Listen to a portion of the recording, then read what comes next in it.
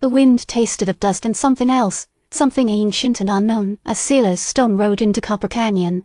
The unnatural green bloom that had overtaken redemption was visible even from a distance, a sickly vibrancy, against the ochre landscape. It clung to the canyon walls, choked the riverbed and pulsed with a faint, unsettling light. He's been tracking Elara Thorne for 3 days, following a trail of whispers and fearful glances. The townsfolk, what few remain, spoke of a blessing, a transformation brought on by the Thorne estate. But Silas knew better.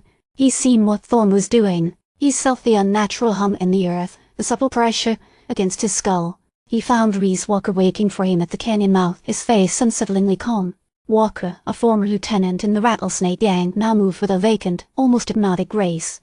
"Stone," Walker said, his voice devoid of inflection. "Elara wishes to speak with you." "I'm here to question her, Walker, not to be invited." Walker simply smiled, a slow, unsettling curve of his lips. "She's expecting you." The Thorne estate was altered. The sprawling ranch house remained, but it was draped in the same unnatural green as the rest of the canyon. Wildflowers, impossibly vibrant, spilled from every window, box and veranda. The air was thick with the scent of blossoms and something else, something metallic and unsettling. He was ushered into Elara's study, a room that was once filled with books and maps. Now, it was dominated by strange machinery, glass tubes humming with energy, intricate coils of wire and glowing fungi cultivated in ceramic pots. Elara Thorne sat behind a large mahogany desk, seemingly serene amidst the chaos. Her face was pale and beautiful, her eyes an unsettling shade of green. "Marshal Stone," she said, her voice smooth and melodic. "So good of you to join us.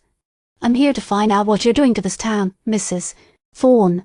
I'm enhancing it, Marshal. Sharing a gift." She gestured around the room. "A resonance is a force of nature, dormant within the earth. I'm merely awakening it, allowing it to bloom. A force of nature that turns people into theirs." Silas jerked his head toward the window, where a townsman was tending the unnatural blooms with an almost trance-like expression. "They are tuned," Elara corrected, her voice unwavering. "They understand the beauty, the potential. You're controlling them," Silas accused. "Using some kind of power to manipulate their minds." "That's a harsh accusation, Marshal." Elara's smile didn't waver. "The resonance enhances understanding, facilitates connection. Those who resist merely lack the sensitivity to appreciate it." Professor Elmsworth emerged from the shadows, his eyes gleaming with an unsettling intensity. "The resonance is a field of energy that permeates all living things," Elmsworth explained, his voice a rapid-fire monotone. "It's a link to the Earth's primal consciousness. By amplifying it, we can unlock incredible potential, healing, growth, connection." "You're playing God, Professor," Sears countered. He felt the faint vibration again, a resonance within his own bones. It was stronger here, amplified by the machinery and the unnatural bloom. "We are simply tending to what already exists," Elmsworth said, adjusting his spectacles.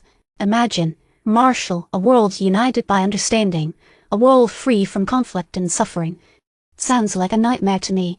Silas felt a sudden urge to destroy it all. He knew he had to stop her, but he needed proof, something tangible to present to the authorities back in Tucson. He needed to see the core of this madness. "Take me to the source," Silas demanded. "Show me where you're amplifying this resonance." Elara hesitated, then nodded slowly. "Very well, Marshal. Let me show you the heart of the bloom." They descended into the earth, following a winding tunnel carved into the rock. The air grew thick with the smell of damp soil and something else, something ancient and unsettling. Finally, they reached a vast subterranean chamber.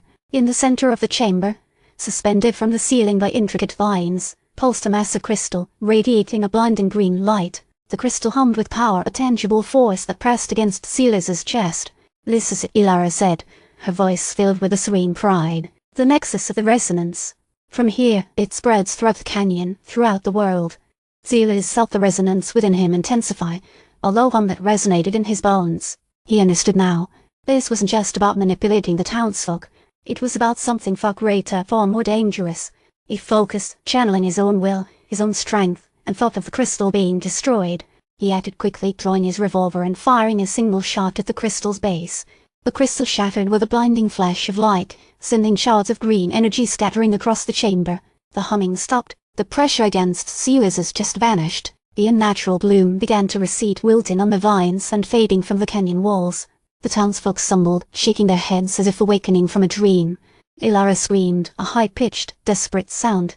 "You fool!" she shrieked. "You're destroying everything." "You were destroying something, Mrs. Thorne," Silas replied, his voice hard. He felt the resonance within him again, but this time it was different. It wasn't a pressure, but a faint echo, a lingering vibration in the earth. He tasted the ancient, unknown flavour in the wind. "It's not over," Elara said, her voice trembling with rage. "The resonance cannot be contained. It will return." Silas turned and walked away, leaving Elara and Professor Elmsworth to face the consequences of their actions. He knew she was right. The resonance was not gone. It was merely dormant, waiting for another opportunity to bloom. He rode out of Copper Canyon, leaving the scarred landscape behind. He knew he would be back. He had a feeling that his work in the Arizona territory was far from over. The resonance was out there, and he was going to find out where it came from and what the ancient, unknown flavor tasted like.